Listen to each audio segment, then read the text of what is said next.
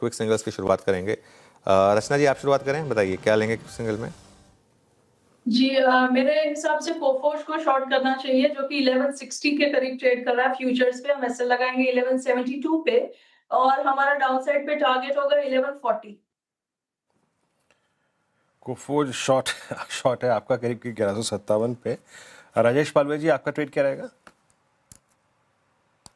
तो वीरेन जी, यहाँ पे एबीबी पे लॉन्ग करने की सलाह रहेगी। स्टॉक में अगर हम देखें तो एक अच्छा अप ट्रेंड यहाँ पे स्टॉक ने दिखाया है पिछले कुछ हफ्तों में, और स्टॉक में अगर एक देखें तो साइडवेज कंसोलिडेशन के बाद आज एक वापस बाइंग इंटरेस्ट बनते हुए दिख रहा है।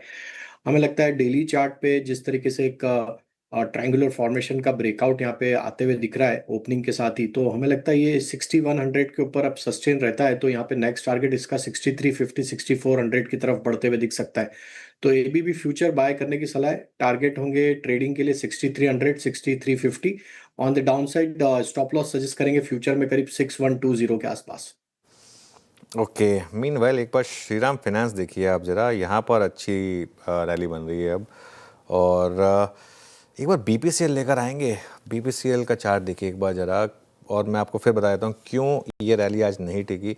और ये व्यू भी था हमारा कि आज अगर ऑयल मार्केटिंग कंपनीज में गैप अप होगा तो वो नहीं टिकेगा, क्योंकि एक रिस्क बन रहा है। अनलेस क्रूड 70 पे वापस आ जाए तो बड़े गैप अप में ओएमसीज में मत फंसिएगा। ये हमारी बात हुई थी कि इनकी दिक्कत अभी ख़त्म नहीं हुई है, और जो एक तो सप्लाई का इशू होगा और दूसरा मार्जिन का इशू आएगा इन कंपनियों के लिए। तो इसके लिए जस्ट बिकॉज क्रूड नीचे आया इसका मतलब ये नहीं कि ये स्टॉक चलेंगे। इनमें अभी थोड़े कुछ समय के लिए दिक्कत रहने वाली है। गावा सर, क्या पिक किया क्विक सिंगल्स में?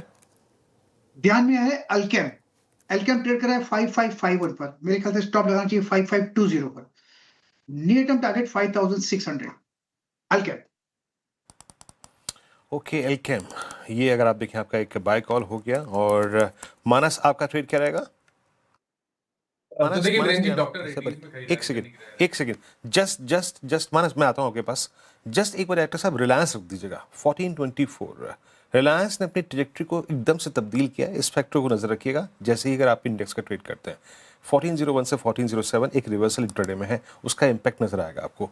अच्छा मानस, बताइए ट्रेड क्या रहेगा आपका? जी, तो देखिए डॉक्टर रेड्डीज में खरीदारी करने की राय रहेगी। डॉक्टर रेड्डीज ने वापस अपने 10 एंड 20 डे मूविंग एवरेज को रिगेन कर लिया है। पैटर्न पहले से ही पॉजिटिव था। आई थिंक ये तैयार है एक फ्रेश ब्रेकआउट के लिए। तो डॉक्टर रेड्डीज में खरीदारी करेंगे। 1330 के टारगेट आपको सेट करने हैं और स्टॉप लॉस लगाना है 1285 1284 का। ये कैश लेवल है।